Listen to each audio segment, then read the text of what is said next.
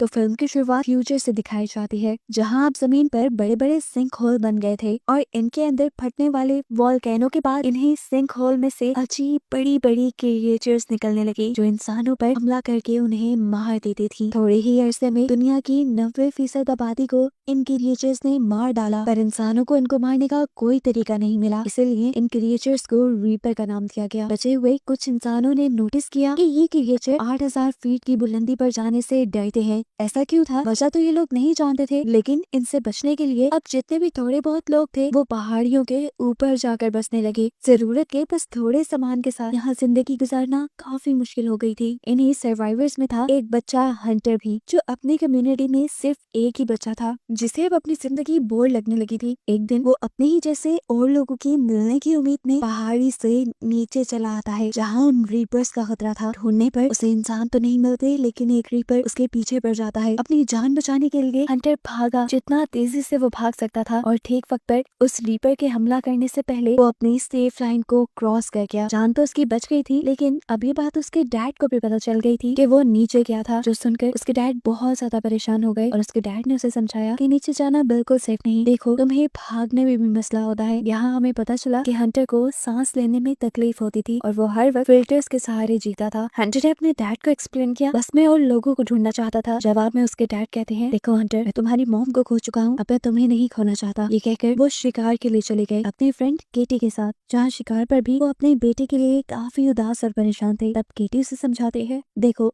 वो एक बच्चा है और बच्चे हमेशा नई चीजों को जानने के लिए बेताब होते हैं, तो वे उसे थोड़ी स्पेस देनी चाहिए। ये लोग जब अपना शिकार लेकर वापस आ रहे थे तो रास्ते में इन्हें दिखाई देती है प्रोफेसर नीना। वो रीपर के शेल पर नई नई बुलेट्स बनाकर एक्सपेरिमेंट कर रही थी। कोई तो उनकी बनाई हुई बुलेट उन रीपर को मार सकती थी। 3 साल हो गए थे उन्हें इस एक्सपेरिमेंट को करते हुए, लेकिन अब तक वो नाकाम थी। रात होने पर देखने को मिला कि हंटर की तबीयत बुरी तरह बिगड़ गई, तो देखकर विल भी परेशान हो गया और फौरन उसने जाकर हंटर का फिल्टर चेंज किया, जिसके बाद उसकी तबीयत थोड़ी संभल गई। उसने देखा कि ये उसके पास लास्ट फिल्टर था और अब अगर उसे हंटर की जान बचानी थी तो उसे पहाड़ी से नीचे जाकर हॉस्पिटल से और फिल्टर्स लेकर आने थे। ये बात वो जानता था कि नीचे जाना बिल्कुल सेफ नहीं, लेकिन अपनी बेटी की जान बचाने के लिए उसके पास कोई दूसरी चॉइस भी नहीं थी। यही चीज वो जाकर प्रोफेसर नीना से डिस्कस करता है कि वो नीचे जाने वाला है और उसने नीचे जाने के लिए एक सेफ रोड भी ढूंढा है। लेकिन नीना को उसकी बात पे यकीन नहीं था, क्योंकि उसे लगता था कि नीचे कोई सेफ जोन नहीं, इसलिए वो उसकी मदद करने को इनकार कर देती है और विल अकेले ही जाने का फैसला करता है। कुछ वेपन्स लिए वो नीचे जाने के लिए तैयार ही था कि केटी भी उसके साथ आ गई, जो उसकी दोस्त थी।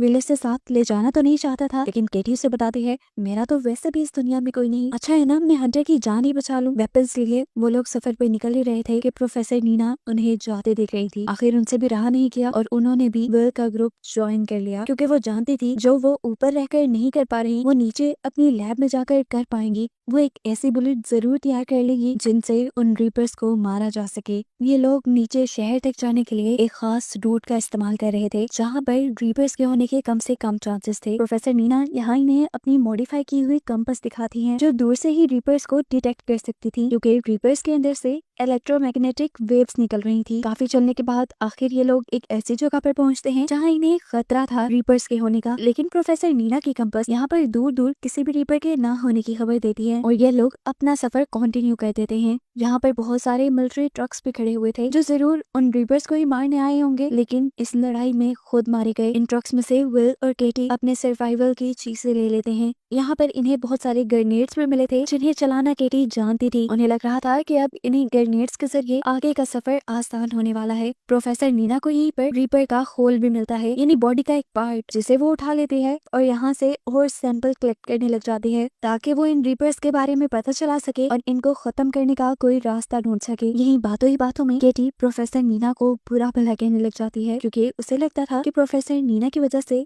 उसकी दोस्त और विल की वाइफ की डेथ हुई थी। इनकी लड़ाई इतनी बढ़ गई कि हाथापाई में बदल गई। अभी ये लोग इसी सब में थे कि अचानक उन्हें दूर से किसी रीपर के होने की आवाज सुनाई दी। आगे बढ़कर इन्होंने देखा ये कोई रीपर नहीं था, बल्कि यहाँ पर बहुत सारे घोड़े थे, और ये देखकर वो लोग हैरान हो गए कि रीपर्स जानवरों को नहीं मारते थे, वो तो सिर्फ इंसानों को आ रहे थे। ये लोग अब आगे चेयर लिफ्ट तक जाते हैं जहाँ से इन्हें अपना अगला सफर कंप्लीट करना था। यहाँ आने पर प्रोफेसर नीना को अपनी कंपास से यहीं करीब एक रीपर के होने का एहसास होता है। ये लोग जब इर्द गिर्द देखते हैं तो इन्हें एक तरफ के दरख्त हिलते दिखाई देते हैं। यदि मॉन्स्टर वही था, अगर इन्हें अपनी जान बचानी थी तो फौरन यहाँ से भागना था। फिल और प्रोफेसर नीना बैठ जाते हैं चेयर लिफ्ट के अंदर, जबकि केटी इसकी पावर सप्लाई चलाने की ट्राई करती है। अब जैसे जैसे वो रीपर केटी के करीब आ रहा था, केटी घबरा रही थी। इसी घबराहट में वो रीपर के पास एक ग्रेनेड फेंक देती है, जिसकी वजह से वहाँ बहुत बड़ा धमाका तो हुआ, लेकिन रीपर को इस धमाके से कोई असर नहीं हुआ। ये लोग जल्दी से अपनी चेयर लिफ्ट ऑन करके उसे चला लेते हैं और दूसरी तरफ हमें दिखाया जाता है कि केटी टॉवर पे चढ़कर अब चेयर लिफ्ट के ऊपर चढ़ने की कोशिश में थी। वो टॉवर से जैसे ही चेयर लिफ्ट की तरफ जंप करती है तो बदकिस्मती से वो चेयर के ऊपर जंप नहीं कर पाई। वो गिरने ही वाली थी, लेकिन तभी उसे विल ने हाथ पकड़कर बचा लिया। लेकिन इस सब के बावजूद भी मुश्किलें हल नहीं हुई, क्योंकि रीपर अब बिल्कुल उनके पीछे आ चुका था और उनकी चेयर की केबल्स को बुरी तरह हिला रहा था,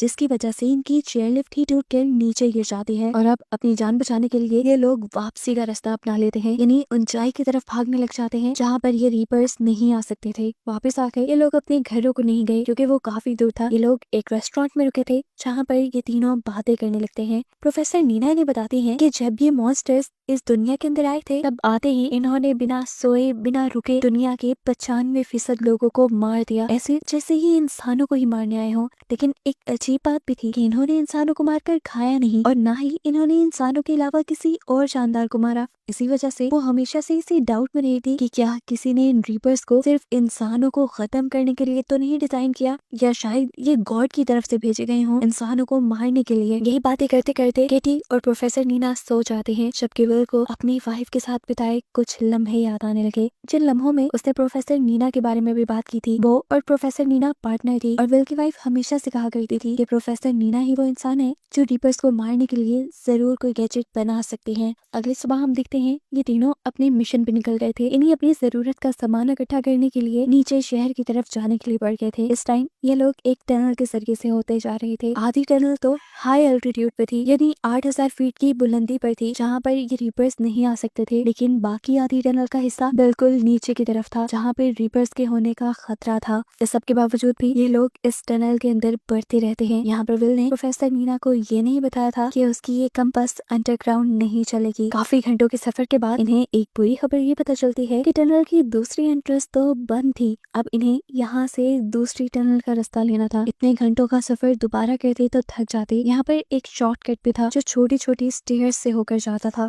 ये लोग उसे इस्तेमाल करने का डिसाइड करते हैं, लेकिन क्योंकि काफी अरसे से ये भी बंद थी तो यहाँ पर बहुत सी चिमगादड़ें थी, बैट्स थी जो इनके ऊपर हमला करती हैं, लेकिन ये लोग बच जाते हैं। फाइनली अब ये लोग एक दूसरी टनल में तो पहुंच जाते हैं, लेकिन यहाँ पर आना इनके लिए बिल्कुल भी अच्छा साबित नहीं हुआ, क्योंकि यहाँ पर पहले से ही एक रीपर मौजूद था जो जैसे बस इनका इंतजार ही कर रहा था। ये लोग जल्दी से अपने हेड्स पे लगी हुई लाइट को कवर कर चुके थे ताकि रीपर इन्हें सेंस ना कर पाए, लेकिन फिर भी रीपर ने इन्हें सेंस कर लिया था, जिससे बचने के लिए ये लोग अब टनल की दूसरी तरफ से भागने लग जाते हैं। और भागते हुए आगे आके थोड़ी ही दूरी पर केटी ने एक ग्रेनेड भी ब्लास्ट कर दिया था, जिससे वो जानती थी कि रीपर तो नहीं मरेगा, लेकिन हाँ उसकी स्पीड थोड़ी कम हो जाएगी उन तक पहुंचने की। और ऐसा करने में वो कुछ % कामयाब हो भी गई थी, लेकिन अब भी रीपर उनके पीछे पीछे था। इसमें इतपा पीछे मुड़कर विल भी उनके ऊपर गोलियां चलाकर उन्हें रोकने की कोशिश करता है, लेकिन कोई भी गोली रीपर के ऊपर असर नहीं कर रही थी। किस्मत इनकी अच्छी थी कि इन्हें इसी टनल के अंदर एक छोटा सा और गार मिल गया, जिसके अंदर ये तीनों चले जाते हैं। इसी गार के अंदर रीपर भी अपनी जलती हुई टेल को इनके मुंह के बिल्कुल करीब कर लेता है, जिससे इनके सांस खुश्क हो गए थे। लेकिन विल ने यहाँ पर भी सेहानत दिखाई और माचिस जलाकर दूसरी तरफ फेंक दी, जिससे रीपर रोशनी को दूसरी तरफ देखकर डिस्ट्रैक्ट हो गया।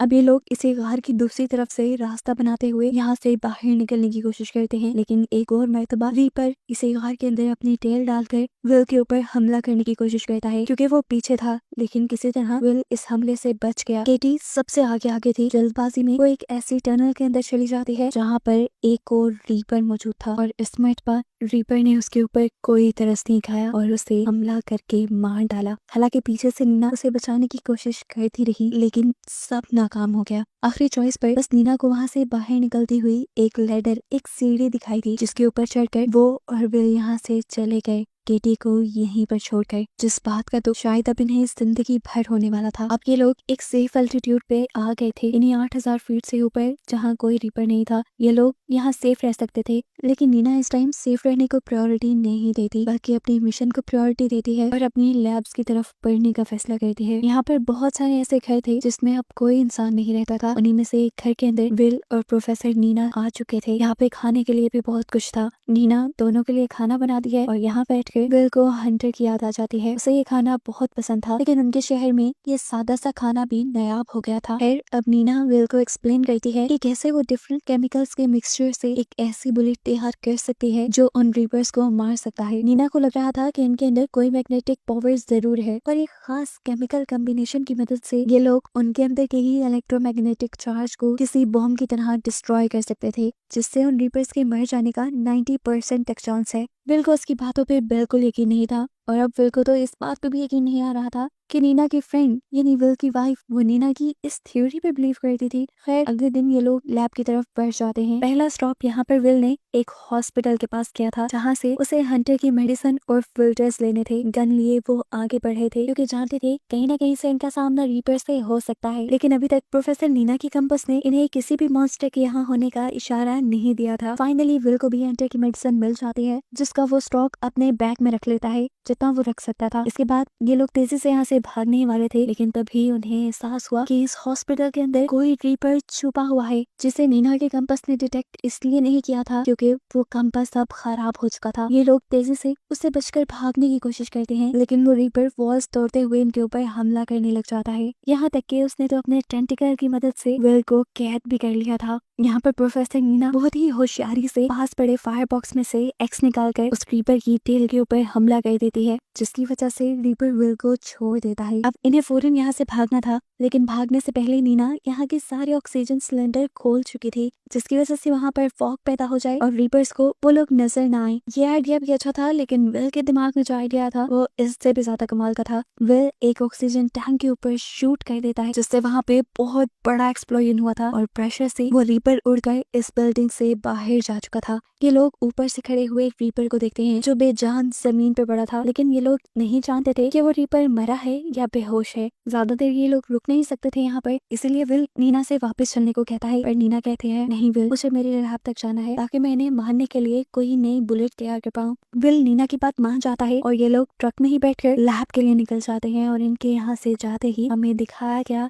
कि वो रीपर दोबारा होश में आ चुका था। इधर लैब में आते ही नीना अपना काम शुरू कर चुकी थी, जबकि विल इस लैब को विजिट कर रहा था, जहाँ पर उसे प्रोफेसर नीना की फैमिली पिक्चर भी दिखाई दी। ये देखकर वो शॉक रह गया कि नीना की एक फैमिली भी थी, क्योंकि उसने कभी अपनी फैमिली के बारे में कुछ डिस्कस नहीं किया था। ये सवाल करते ही नीना की भी आंखों से आंसू निकलने लगे और उसने बताया कि जिस दिन पहली मर्तबा रीपर्स ने दुनिया पर हमला किया था, उस दिन मैं लैब में ही थी। मेरी फैमिली मुझे बुलाती रह गई, लेकिन मैंने लैब में रहने का फैसला किया और मेरी ही वजह से मेरी फैमिली मर गई और आज मैं जिंदा हूँ। ये सुनकर फिल भी काफी इमोशनल हो जाता है। नीना दोबारा बात कंटिन्यू करती है और कहती है बस वो दिन था और आज का दिन मैंने इन रीपर्स से बदला लेने की ठान ली थी, और देख लेना मैं उनसे अपनी फैमिली का बदला जरूर लूंगी। ये बात करने के बाद नीना पीछे मुड़कर एक बुलेट शूट करती है रीपर के स्केल पर, लेकिन इस स्केल को अभी भी कुछ नहीं होता, जिसका मतलब था कि अभी उसकी बुलेट कंप्लीट नहीं हुई। ये देखकर वो विल से कहती है तुम जाओ अपने बेटे के पास वापस चले जाओ, मैं यहाँ पर तब तक रुकूंगी जब तक मुझे कोई सोल्यूशन ना मिल जाए,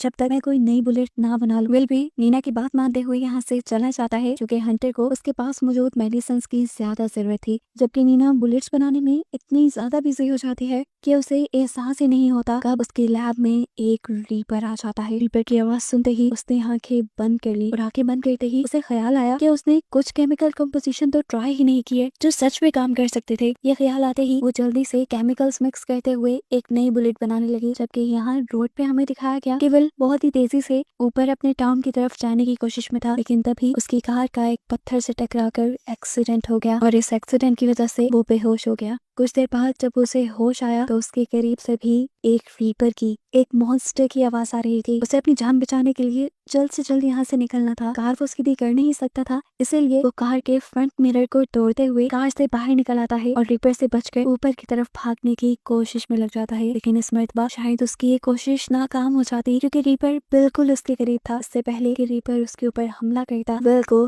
गोली की आवाज सुनाई देती है और सरप्राइजिंगली इस मर्तबा नई बुलेट से वो रीपर मर भी जाता है। गोली चलाने वाली और कोई नहीं बल्कि नीना ही, जिसने अपने नए एक्सपेरिमेंट से एक ऐसी बुलेट बना ली थी जो रीपर्स को मार सकती थी। उसने अपने पास मौजूद भी रीपर को इसी बुलेट से मारा था और अब वो विल को बचाने के लिए भी ठीक टाइम पर पहुंच गई थी। जब वो रीपर मरा था तो वाकई वहाँ पे एक बहुत बड़ा एक्सप्लोजन हुआ था, एक धमाका हुआ था, जिसका मतलब था कि नीना ठीक थी। इन रीपर्स के अंदर कोई इलेक्ट्रिक चार्ज था, जिन चार्ज में इलेक्ट्रिक कॉम्बिनेशन मिलने की वजह से वो ब्लास्ट हो गए। अब नीना और विल ने जब पास जाकर इस मरे हुए रीपर को देखा तो इन्हें मालूम हुआ कि ये रीपर कोई जानवर नहीं थे, कोई क्रिएचर नहीं थे, बल्कि ये रोबोट मॉन्स्टर्स थे जिन्हें बनाया गया था। जरूर किसी ने इन्हें सिर्फ इंसानों को मारने के लिए ही बनाया था। और ये बात समझते ही ये लोग शॉक हो जाते हैं। विल अभी भी कंफ्यूज था ये जानकर कि आखिर कौन हो सकता है जो इंसानों को मारने के लिए इतने सारे मॉन्स्टर्स को भेजे। नीना जवाब देती है एलियंस, या एलियंस के भेजे गए मॉन्स्टर रोबोट्स हैं। नीना ने विल को ये भी एक्सप्लेन किया कि ये 8,000 फीट की बुलंदी पे इसलिए नहीं आ सकते क्योंकि इनकी प्रोग्रामिंग में कोई गड़बड़ हो गई होगी,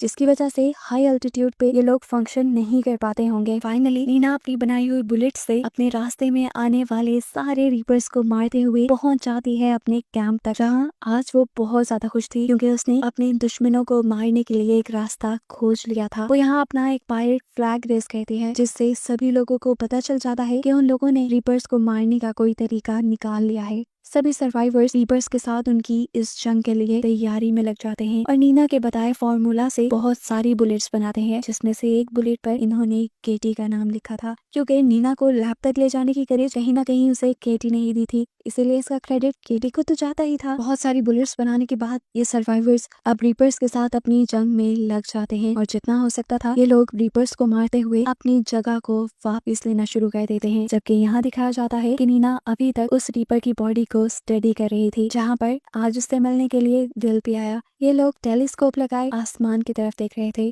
जहाँ पर नीना को 3 बड़ी बड़ी स्पेसशिप आसमान से जमीन पर आते हुई दिखाई देती हैं, जिसका मतलब था कि इन्होंने जिन रीपर्स को मारा था उनके बारे में एलियंस को खबर हो गई थी और एलियंस अब इनसे एक पूरी जंग के लिए तैयार होकर आए थे। आगे अब क्या होने वाला था, इसी मिस्ट्री के साथ ये मूवी यहीं पर खत्म हो जाती है।